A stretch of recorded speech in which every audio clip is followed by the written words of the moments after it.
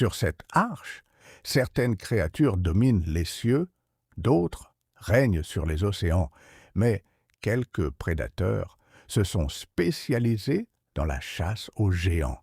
L'acrocanthosaurus fait partie de ces créatures, un dinosaure redouté des survivants et particulièrement apprécié par ceux qui cherchent à affronter les plus grandes menaces de l'arche. Je suis le professeur Aldrich Falken et aujourd'hui, nous ouvrons un nouveau dossier dans les archives de l'Arche, le dossier de l'Acrocanthosaurus. L'Acrocanthosaurus est un grand carnivore terrestre, moins massif qu'un Tyrannosaurus, mais bien plus dangereux que sa taille pourrait le laisser penser. Car cette créature possède une particularité qui la rend unique, une mécanique de rage. Au fil du combat, l'Acrocanthosaurus accumule de la rage en infligeant des dégâts ou en recevant. Et plus cette rage augmente, plus ses attaques deviennent violentes.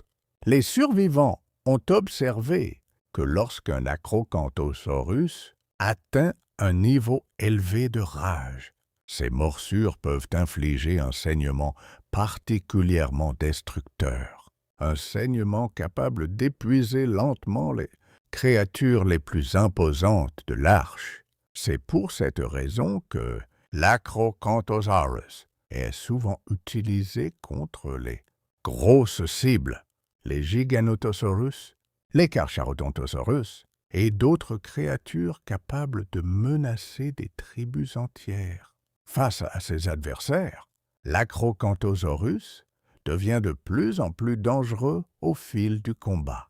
Plus la bataille dure, plus ses attaques deviennent puissantes. Cependant, cette puissance a un prix. L'Acrocanthosaurus est moins résistant qu'un rex correctement élevé. Face à plusieurs ennemis, ou lorsqu'il est isolé, il peut rapidement se retrouver en difficulté.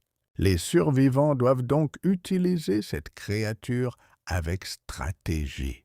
L'Acrocanthosaurus excelle dans un rôle bien précis, infliger un maximum de dégâts contre une cible unique et puissante.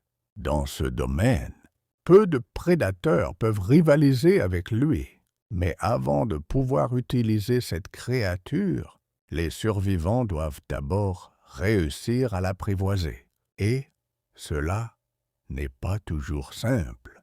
L'Acrocanthosaurus est une créature agressive et ses attaques peuvent être particulièrement dangereuses. La plupart des survivants utilisent une méthode relativement classique, un piège composé de portes de dinosaures. 4 structures, souvent placées sur des fondations. L'objectif est simple, attirer la créature à l'intérieur, puis l'immobiliser.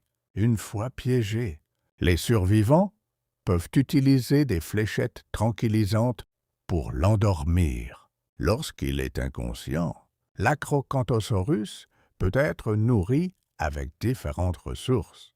Les survivants privilégient généralement les croquettes supérieures, la viande de mouton ou la viande supérieure. Une fois apprivoisés, les survivants qui souhaitent exploiter tout son potentiel se concentrent généralement sur 3 statistiques: la santé, les dégâts de mêlée et l'endurance. Sur certaines arches, les survivants ont observé un phénomène particulièrement impressionnant. Lorsqu'un Acrocanthosaurus parvient à accumuler suffisamment de rage et que le combat dure assez longtemps, il peut même réussir à vaincre un Giganotosaurus sauvage, un exploit que peu de prédateurs peuvent revendiquer. Ainsi, sur l'arche, l'Acrocanthosaurus n'est pas simplement un autre carnivore. C'est un chasseur de géants, une créature conçue pour affronter les menaces que peu d'autres dinos oseraient défier. Ainsi se termine ce dossier, mais sur l'Arche, il reste encore de nombreuses créatures à étudier. Je suis le professeur Aldrich Falken, et ceci n'était qu'un dossier de plus dans les archives de l'Arche.